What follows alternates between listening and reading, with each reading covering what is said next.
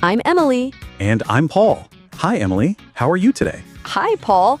I'm doing great, thank you. Feeling very happy to be here with all our amazing listeners. How about you? I'm fantastic too.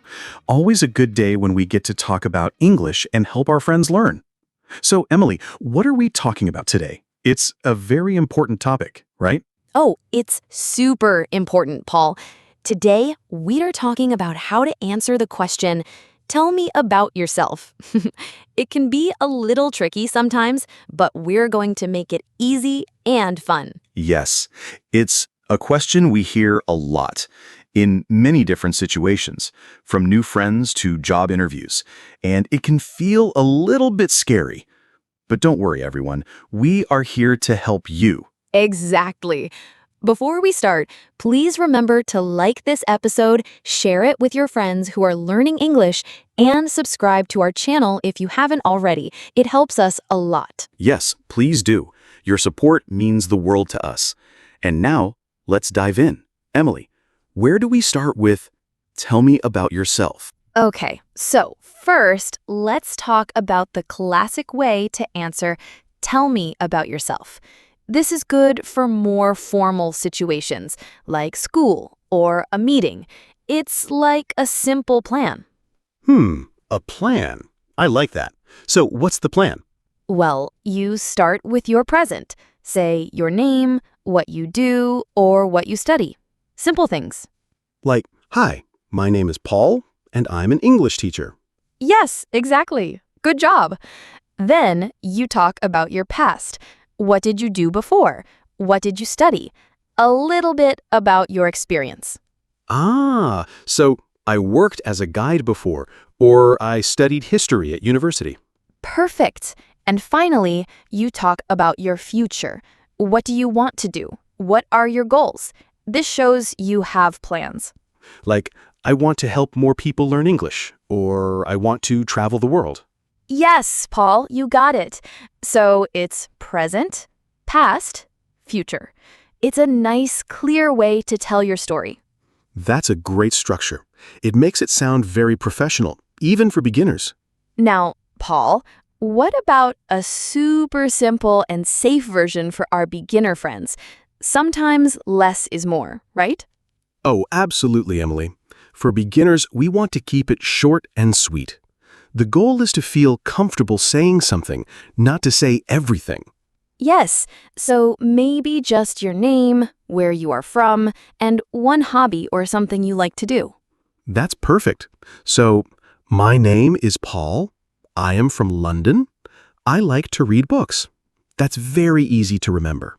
Yes, and you can smile. Smiles. It shows you are friendly. You can say, hello, my name is Emily. I am from a small town. I like to walk in the park. See? Short and clear. I think that's great for anyone feeling a little shy. Just a few sentences and you've introduced yourself clearly. No pressure to say too much. Okay, Paul, let's talk about a more specific situation. Job interviews. This one can be tricky, but it's super important to make a good impression fast. Oh, yes. Job interviews. This is where tell me about yourself is almost always the first question. It's not really about your whole life story here. No, not at all. It's about how you are a good fit for the job. So, you need to talk about your skills and your experience that are good for that job. So you should think about the job first. What do they need? Exactly. Think about the job description. Pick one or two things you are good at that match the job. For example, if the job needs someone good with computers, you say, I am very good with computers. And maybe a little about what you did before, if it's related to the job. Yes, like I worked as a secretary for 2 years, and I learned a lot about organizing. Keep it short, focused on the job, and positive.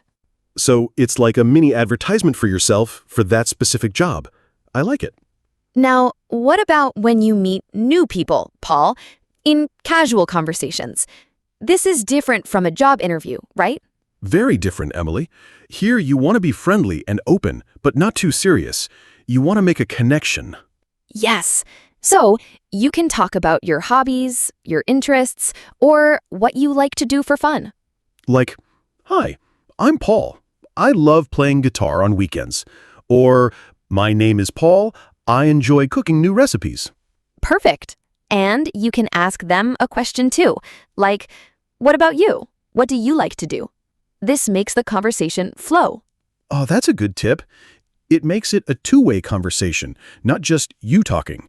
So you share a little, then ask a little. Yes, exactly. It's like, my name is Emily. I like to paint. Do you have any hobbies? Emily, some people are very shy to talk about themselves, especially in a new language. What can we do to help them feel more confident? Oh, Paul, that's a great point. It's totally normal to feel shy. First, practice, practice, practice. Say it out loud, in front of a mirror or to a friend. Yes, practice helps so much, even if it's just whispering to yourself. And start small. Don't try to say too much at first. Just a few simple sentences, like our simple and safe version. So don't aim for perfection right away. Just aim to speak. Exactly. And don't worry about mistakes. Everyone makes mistakes. It's part of learning. Just keep speaking. And remember, people are usually happy to listen. They understand it's hard to speak a new language. That's very true. Most people are very kind and patient. So small steps, and don't be afraid of mistakes. Let's go back to our structure, Paul. The present, past, and future model. This is very good for giving a more complete picture of yourself. Yes, it gives a good overview. So let's give a full example of that. Okay, so for the present, my name is Emily. I am an English teacher, and I love helping people learn. Good. Now, the past. I studied literature at university, and after that, I worked in a library for a few years. And the future? Now I want to create more fun lessons for our channel and travel to new countries to learn about other cultures. Wow, that's a great example, Emily. It tells a whole story in just a few sentences. It's clear and it covers different parts of your life. Yes, it helps people understand who you are, where you come from, and where you are going. It's a very strong way to introduce yourself. So, Paul, sometimes when you introduce yourself, you want to make it a little more interesting, right? Not just plain facts. Oh, yes. I love when people share a fun fact. It makes them feel more real and friendly. Me too. So you can add one small, interesting thing about yourself, like a hobby that is a little different or something funny that happened. Like, I can juggle 3 apples. Or, I have a cat with 3 different colors. Yes, something like that. Or I love collecting old stamps. Or I once met a famous singer. Just one small thing. That's a good idea. It makes you memorable, and it can also start a new conversation topic. Exactly. So you can say your name, what you do, and a fun fact about me is, and share something cool. It's great for casual settings. Okay, Emily, let's talk about some things to avoid when answering, "Tell me about yourself." What are some common mistakes? Good point, Paul. We want to help our listeners avoid these. Mistake number 1? Mistake number 1, talking too much. Sometimes people talk for a very long time. It's better to be short and clear. Less is often more. Yes, keep it concise. What's mistake number 2? Mistake number 2, not practicing. If you don't practice, you might feel lost when someone asks you. Practice makes it easier. That makes sense. Practice in front of a mirror or with a friend. Mistake number 3? Mistake number 3, being too negative. Don't complain or say bad things about yourself or your old jobs. Keep it positive. Always positive. Good advice. Mistake number 4? Mistake number 4, giving too much personal information. You don't need to tell your whole life story or very private things, especially to new people. Keep it general and appropriate. Yes, keep some things private. And finally, mistake number 5.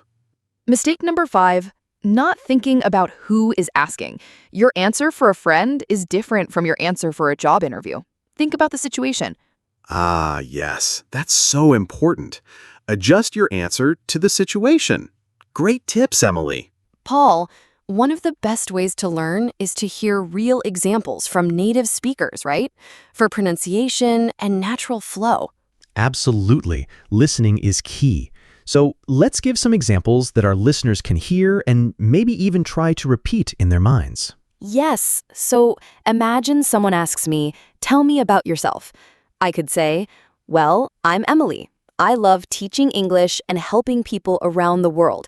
I enjoy reading and spending time with my family. Simple, right? Very natural. Or for a slightly different one, I could say, my name is Paul. I work in education.